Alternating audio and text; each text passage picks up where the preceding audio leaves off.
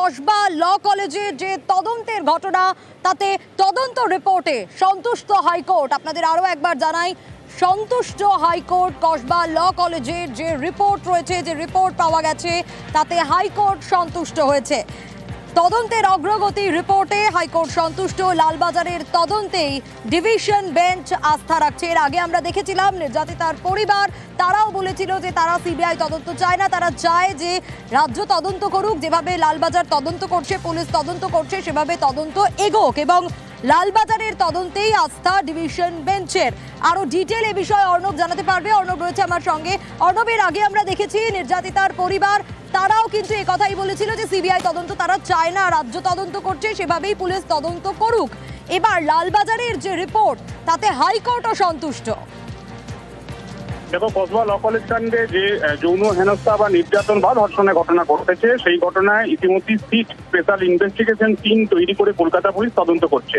সেই তদন্তের অগ্রগতি রিপোর্ট এবং একই সঙ্গে এই মামলার কেস ডায়েরি আজ আদালতে পেশ করা হয় রাজ্যের তরফে বা কলকাতা পুলিশের তরফে, এবং সেই কেস ডায়েরি খুঁটিয়ে পর্যবেক্ষণ করা এবং একই সঙ্গে তদন্তের অগ্রগতি রিপোর্ট সেটি নিখুঁতভাবে নিজেরা পড়ে দুই বিচারপতি সৌমেন সেন এবং বিচারপতি স্মিতা দাসদেব, তারা আপাতত লালবাজারের তদন্ত যে পথে এগোচ্ছে, যেভাবে এগোচ্ছে, তাতে সন্তোষ প্রকাশ করলো এজলাসের মধ্যে। তাই এই মুহূর্তে অন্য কোনো এজেন্সির হাতে এই তদন্তভার তুলে দিতে হাইকোর্ট দিচ্ছে না বা তদন্তভার স্থানান্তর করছে না। লালবাজারই ফের তদন্ত করবে, কলকাতা পুলিশের তদন্ত করবে এবং যে তদন্ত এগোচ্ছে, যে মোমেন্টামে এগোচ্ছে, সেই তদন্তের অগ্রগতি সংক্রান্ত আরো একটা রিপোর্ট 4 সপ্তাহের মধ্যে কলকাতা হাইকোর্টে কলকাতা পুলিশ পেশ করবে।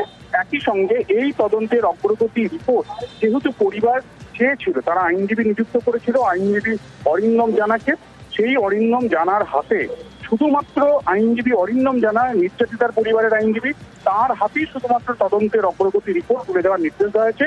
অন্য কোনো জনস্বার্থ মামলাকারী অন্য কোনো পক্ষের হাতে এই রিপোর্ট নয়। একই সঙ্গে বিচারপতি সৌমেন সেন ভরা ইজলাসে জানিয়েছেন যেভাবে তদন্তের প্রতিপক্ষটি এগোচ্ছে এবং পরিবারের তরফেও কিন্তু এই মুহূর্তে তারা কোনোভাবে এই এজেন্সি বদল চাইছে না, অর্থাৎ কলকাতা পুলিশ থেকে অন্য কোনো সেন্ট্রাল এজেন্সি বা অন্য কোনো এজেন্সির হাতে তারা চাইছে না। তাই কলকাতা হাইকোর্ট আপাতত তদন্তকে এগিয়ে নিয়ে যাওয়ার জন্য লালবাজার কি নির্দেশ রাখছে এবং তারা তদন্তের অগ্রগতি রিপোর্ট জানাবে। এই মুহূর্তে অন্য জনস্বার্থ মামলাকারীরা তারা তাদের পক্ষে সওয়াল করছেন, তদন্তের ক্ষমতা আছে কিনা সেই বিষয় নিয়ে প্রস্তুত করছেন।